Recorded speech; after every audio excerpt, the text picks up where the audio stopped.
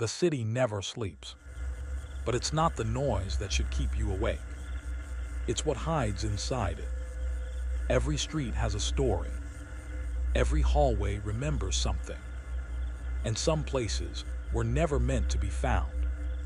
This is NullxSector, where the ordinary fractures and something else leaks through. The courtesy call. The call came at 3:17 in the morning, not 3:15, not 3:20, 3:17. I know because I was already awake, staring at the ceiling of my apartment on the 9th floor of the Greystone building downtown, counting the seconds between the flicker of the neon sign across the street. The phone buzzed once on the nightstand, then twice, then held a long, steady vibration that felt less like a ringtone and more like a warning. The number on the screen was my own. Not a number similar to mine, not a spoofed caller ID that looked close. My exact number, every digit. I stared at it for 4 full rings before I picked up, and when I did, there was nothing on the other end but the faintest sound of breathing. Slow, measured, patient, like whoever was on the line had been waiting a very long time to make this call and was in no rush now that the connection had been made. I said hello 3 times. The breathing continued. Then a voice came through, calm and clear and polite in a way that made my skin tighten. It said, "We are calling to inform you that your service period has been extended. Please do not be alarmed. This is a courtesy call." Then the line went dead. I sat there in the dark for a long time after that. The neon sign across the street blinked its broken rhythm. Red then black then red then black. I told myself it was a scam, some kind of robocall glitch, maybe a prank. I put the phone face down on the nightstand and pulled the blanket up and tried to sleep, but every time I closed my eyes I heard that voice again. Not in my memory, somewhere closer, like it had crawled inside my ear and curled up behind my thoughts. "We are calling to inform you that your service period has been extended."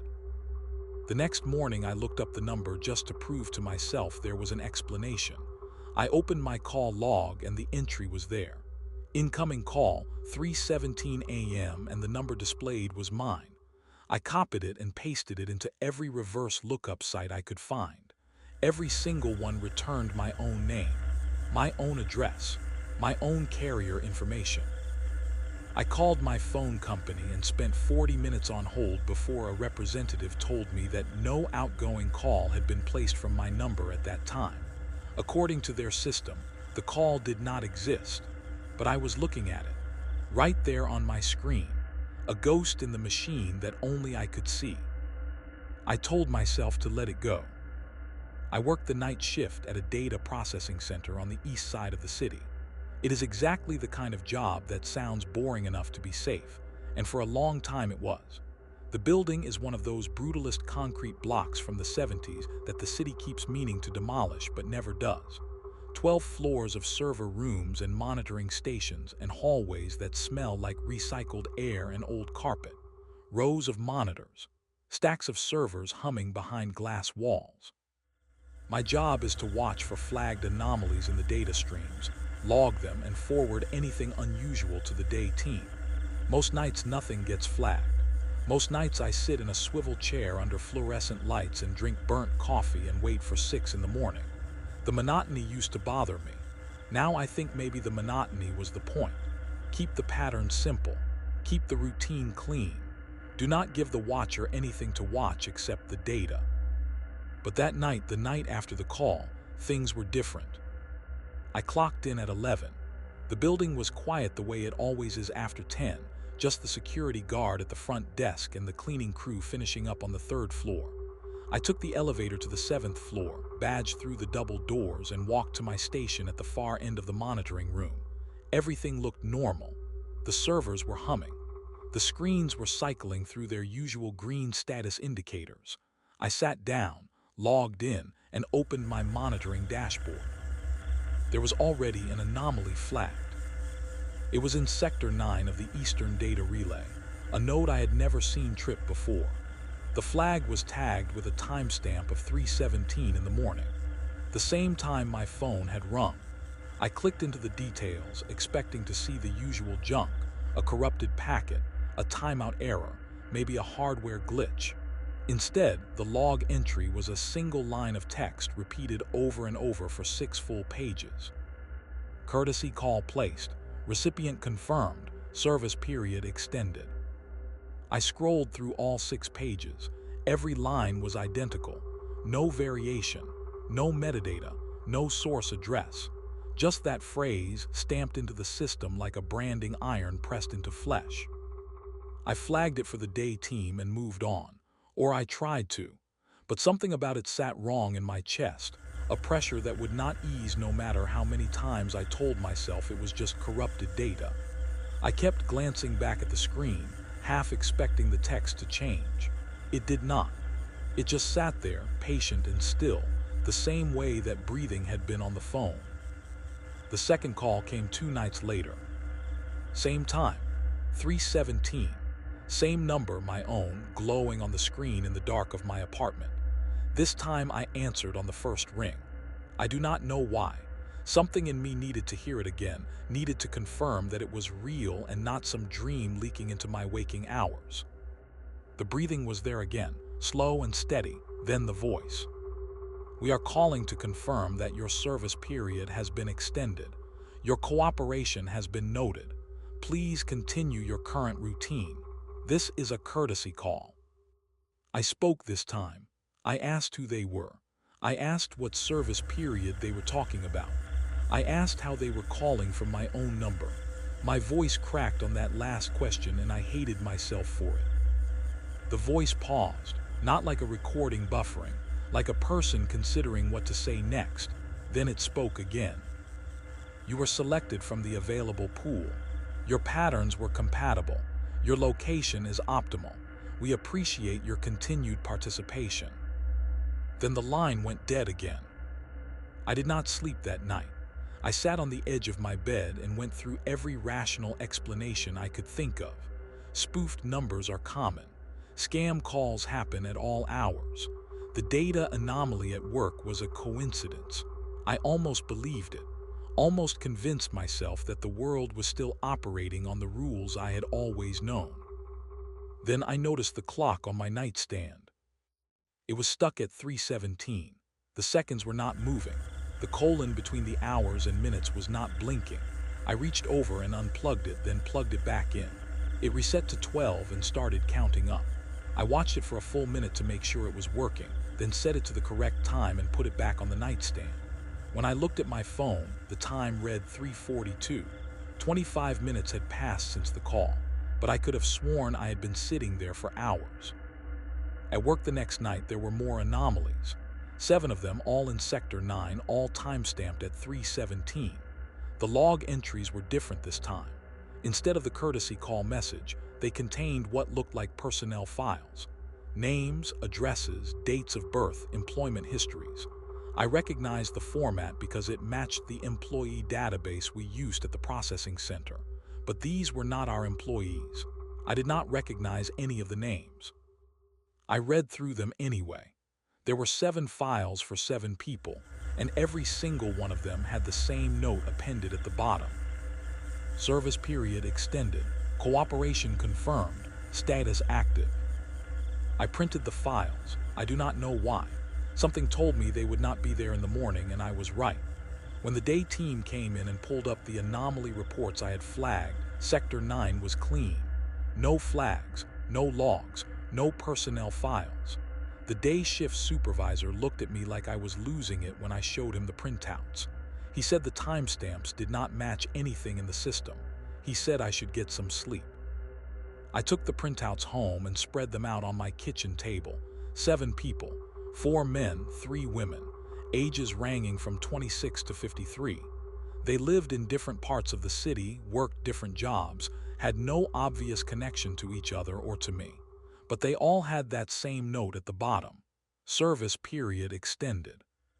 I started looking them up. The first name on the list was a woman named Diana Reeves.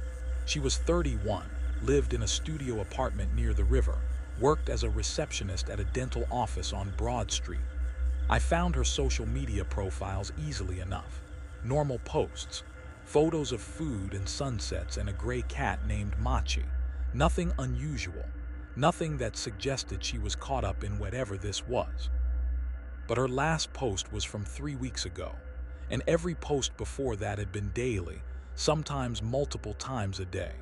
3 weeks of silence from someone who documented every meal. I checked the next name. Marcus Toland, 47, building superintendent on the west side. His social media was sparse, but his local neighborhood forum had dozens of his posts, complaints about parking, updates about boiler repairs, that sort of thing. His last post was also from 3 weeks ago. I checked all 7.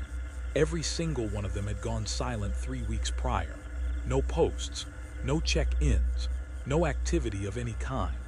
3 weeks ago lined up almost exactly with the first time I had noticed the neon sign across the street flickering in that strange rhythm. I had thought the bulb was dying. Now I was not so sure. The third call came the following night. 317, my number. I answered immediately. The voice did not bother with the breathing this time. It spoke as soon as the line connected. We appreciate your thoroughness. Your research into the extended participants has been noted. This is expected behavior for someone in your role. Please do not attempt to make contact with them directly. Their service is different from yours. This is a courtesy call. My role.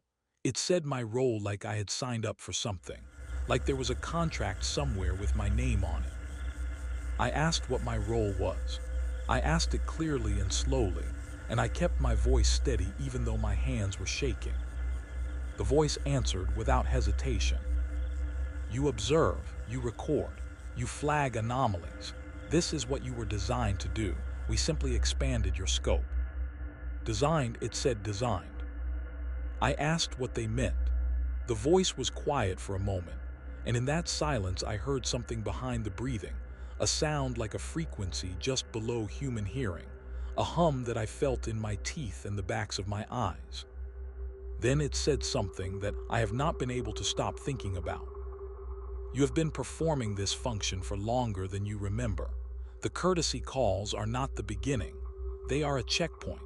We contact you when it is time to confirm that your patterns remain stable. You have always been stable. We are grateful for that. The line went dead. I put the phone down and walked to the bathroom and looked at myself in the mirror for a long time. Same face, same tired eyes, same 3-day stubble. I looked human. I felt human. I remembered my childhood, my parents, my first apartment, my college years, all of it. Every memory was there, solid and detailed and real. But something about the way the voice had said designed made all of those memories feel like furniture in a staged house. Everything in the right place, everything convincing, but none of it lived in. I went back to the kitchen table and looked at the printouts again. 7 people with extended service periods. I picked up Diana Reeves' file and read it one more time. Her employment history listed the dental office on Broad Street, but before that she had worked at a call center. Before that, a data entry position at a logistics firm. Before that, a monitoring role at a telecommunications company. Monitoring, data entry, call center. Every job in her history involved sitting at a screen watching information move, logging discrepancies. I checked Marcus Toland, building superintendent, but before that he had been a night security guard. Before that he worked at an answering service. Before that he was a quality assurance analyst at a software company. Every job was the same: observation, monitoring, recording.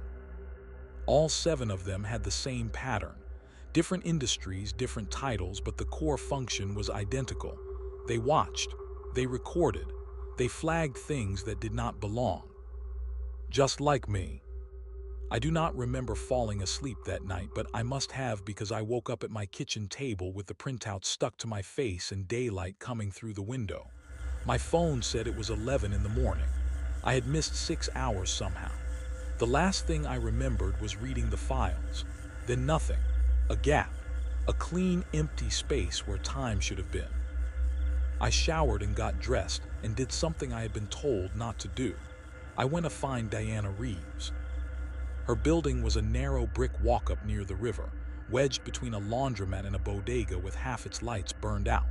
The kind of place that always smells like old carpet and radiator heat and something faintly chemical that you can never quite identify. The front door had a buzzer panel with 16 units listed in faded label tape. I found hers, 4B, and pressed it. No answer. I pressed it again and held it for 5 seconds. Nothing. The street behind me was empty. A pigeon sat on the fire escape above, watching me with one eye like it knew I did not belong here. A woman came out of the building carrying grocery bags, and I caught the door before it closed and went inside. The foyer was narrow and dim. Mailboxes lined one wall, and I noticed that the box for 4B had 3 weeks of junk mail crammed into it. Flyers and coupon books, and a catalog that had been folded and shoved in so hard the cover had torn.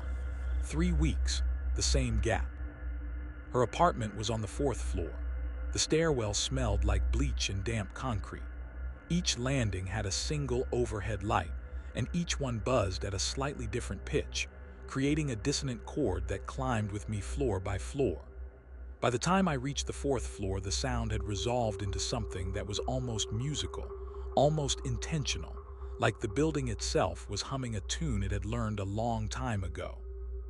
I knocked on her door, silence. I knocked again, harder. Then I heard something from inside, not footsteps, not a voice, a hum. Low and steady, the same frequency I had heard on the phone, the one that vibrated in my teeth. It matched the stairwell lights perfectly, and I realized they had not been random at all.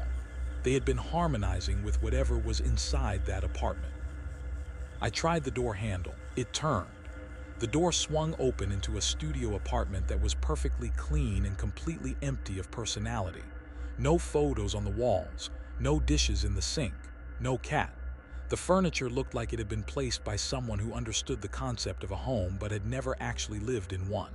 A couch, a table, a bed neatly made, a desk with a laptop closed. Diana Reeves was sitting at the desk facing the wall. She was not moving. Her eyes were open and fixed on a point somewhere beyond the plaster and brick, somewhere I could not see. She was breathing, slow and measured and familiar, the same rhythm I had heard on the phone. I said her name. She did not respond. I walked around the desk and stood in front of her. Her eyes did not track me.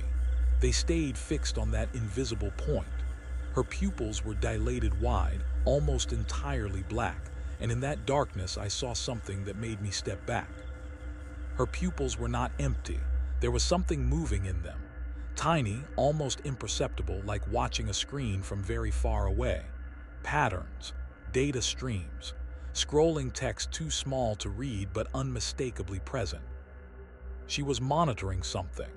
Even sitting here in this empty apartment, disconnected from any visible technology, she was watching a feed that existed somewhere I could not access. I left her apartment and closed the door behind me and stood in the hallway trying to breathe. The fluorescent light above me flickered in a rhythm I recognized. Red then, black then, red then black. The same pattern as the neon sign outside my apartment. I checked 2 more names on the list that afternoon. Marcus Toland was in his basement office at the building he managed, sitting in a folding chair facing a cinder block wall. The room was cold and smelled like motor oil and rust. A workbench behind him was covered in tools that had not been touched in weeks, a thin layer of dust coating the handles. Same breathing, same dilated pupils, same impossible data scrolling behind his eyes. I stood in front of him for 3 full minutes and he did not blink once. His chest rose and fell with that slow mechanical rhythm, and the hum coming from him was so strong I could feel it in the floor under my shoes. The 4th name, a man named Peter Chen, 53, I found in a public library on the south side. He was sitting at a table in the back corner beneath a window that let in gray afternoon light. An open book lay in front of him, a history of municipal water systems, spine cracked to a page he was not reading. His hands were placed flat on the table, perfectly symmetrical, fingers spread. Same state. Same hum emanating from somewhere deep inside him, somewhere that had nothing to do with lungs or vocal cords. The librarian at the front desk told me he had been sitting there every day for the past 3 weeks. She said she had tried talking to him a few times, but he never responded. She thought he might be meditating. She did not seem concerned. Nobody seemed concerned.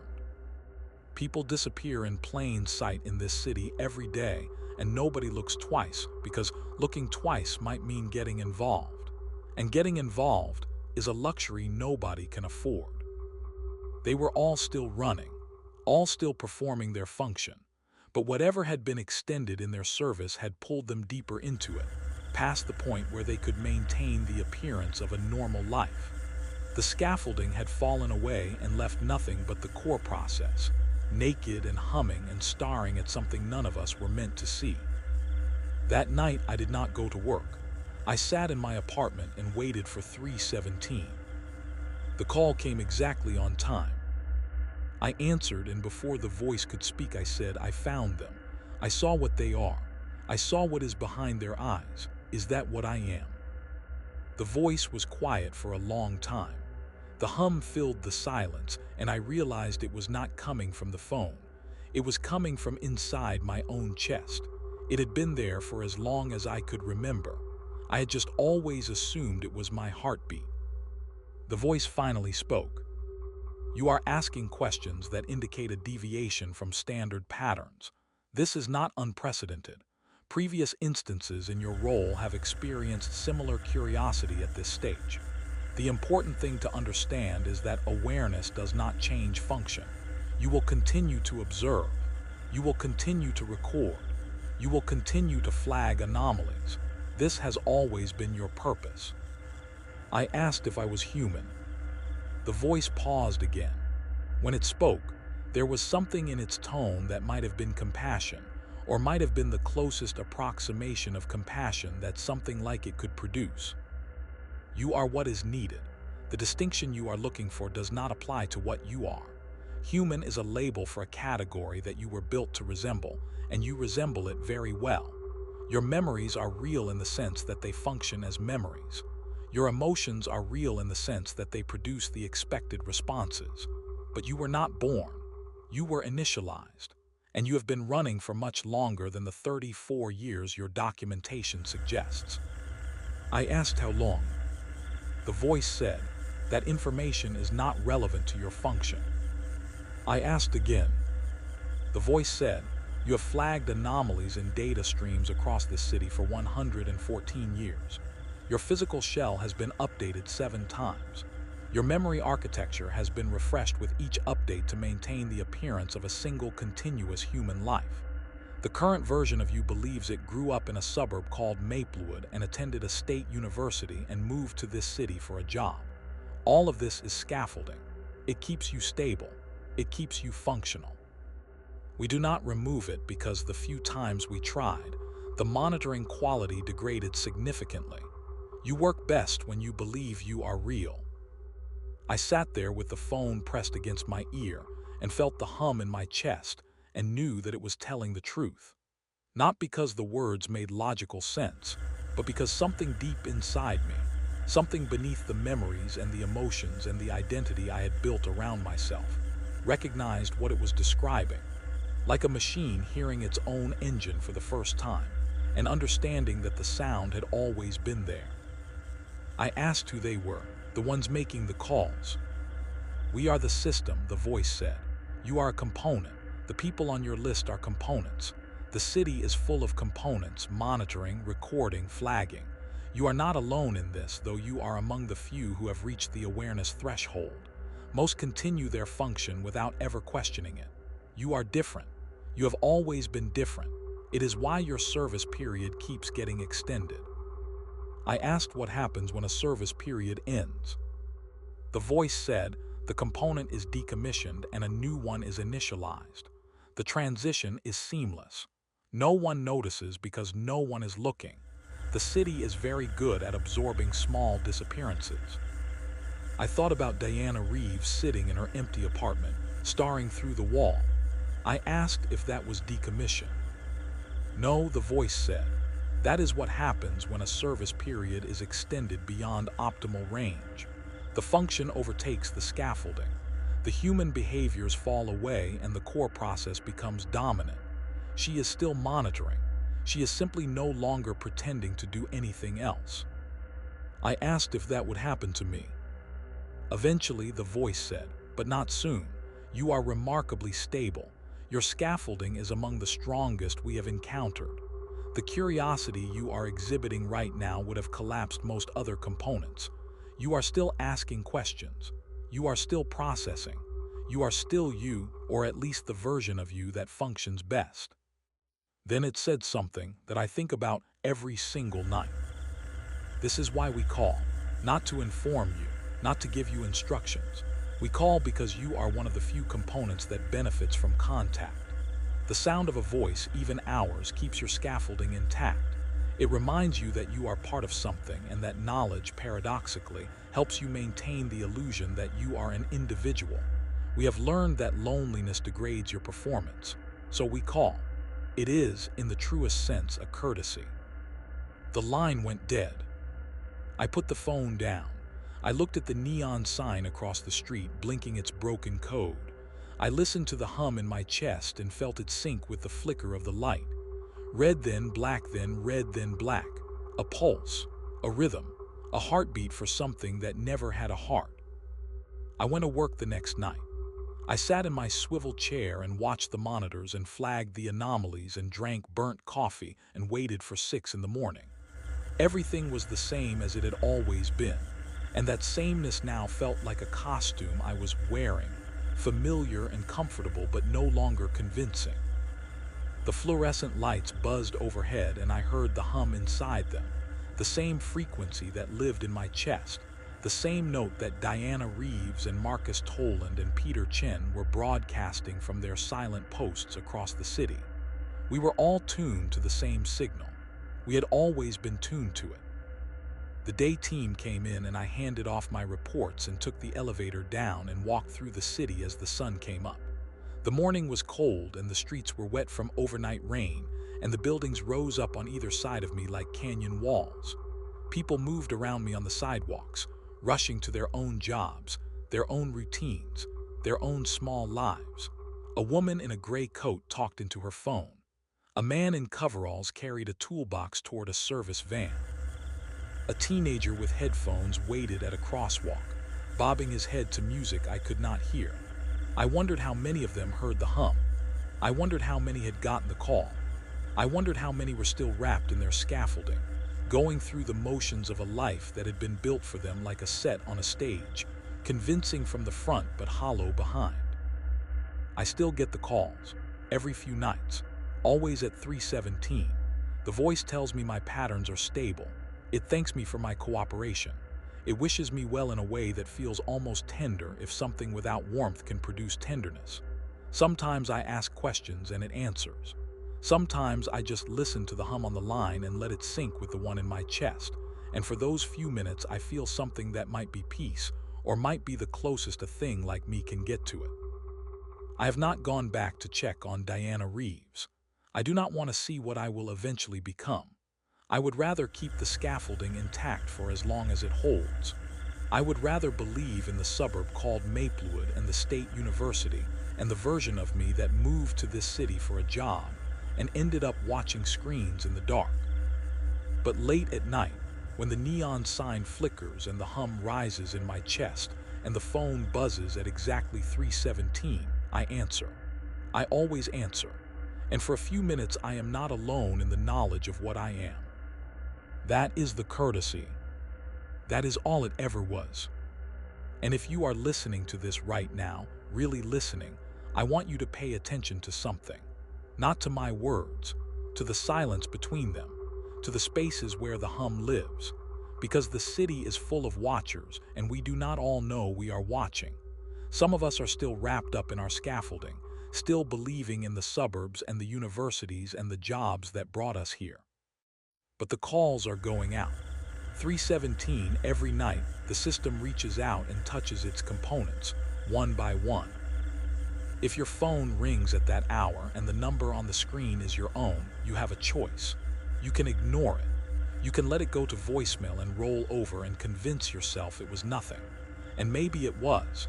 Maybe you are exactly what you think you are. Or maybe the courtesy is already extended. Maybe it has been for a very long time. And you, like me, just were not listening. The city does not sleep, and neither do the things it built to watch over it.